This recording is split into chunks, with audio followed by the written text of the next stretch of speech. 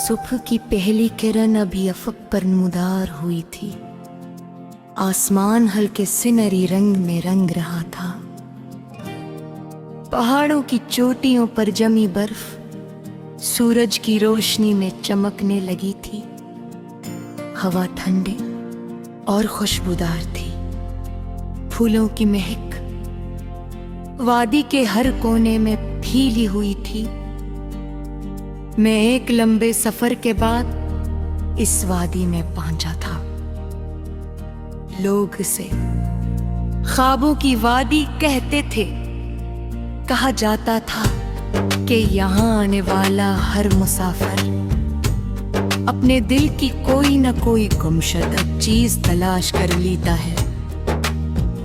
कुछ लोग यहाँ उम्मीद ढूंढने आते थे, कुछ सुकून और कुछ अपनी खोई हुई हिम्मत। मैं एक पथरीले रास्ते पर आस्ता आस्ता चल रहा था। मेरे इर्द गिर्द रंग बिरंगे फूल खिले हुए थे।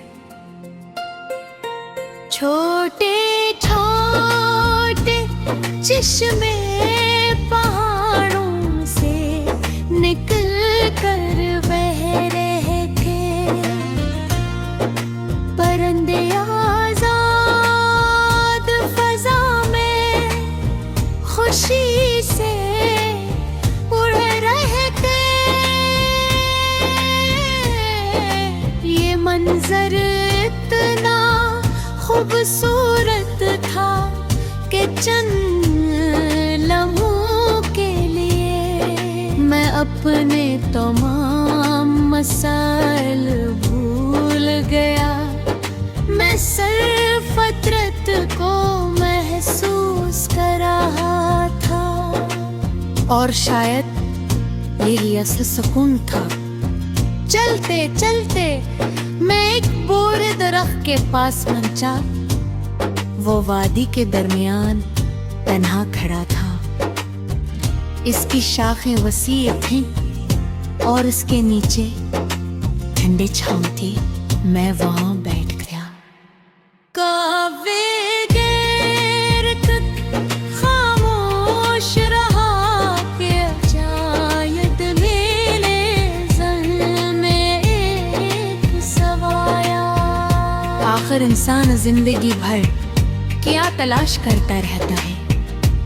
दौलत, कामयाबी, मोहब्बत या सुकून? मैं सोचता रहा और फिर मुझे एहसास हुआ कि हर इंसान की तलाश अलग होती है, लेकिन एक चीज सब में मुश्तरक होती है। वो है मानी। हर इंसान चाहता कि उसकी जिंदगी का कोई मकसद हो, कि उसके सफर की कोई वजह हो और कि उसके ख्वाब सिर्फ ख्वाब न रह जाएं। हवा दरख्त की शाखों से टकराई, पत्ते सरसराने लगे।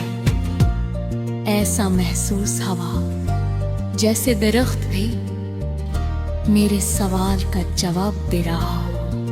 मैं मुस्कुरा दिया। कभी कभी जवाब अल्फाज में नहीं मिलते, वो एहसास में मिलते हैं। चंद घंटों बाद मैं वादी के एक और हिस्से में पहुंचा।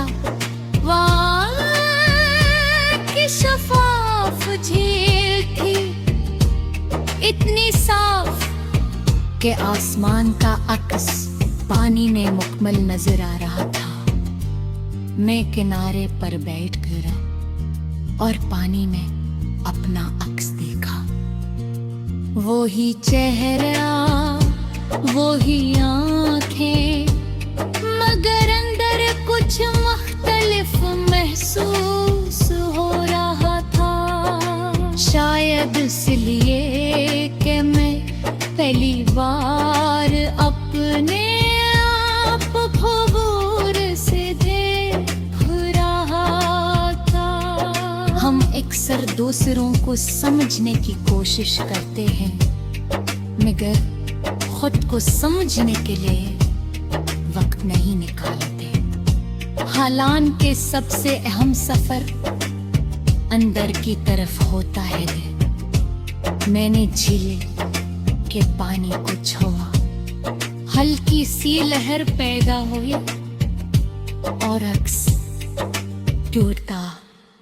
तब मुझे एहसास हुआ कि जिंदगी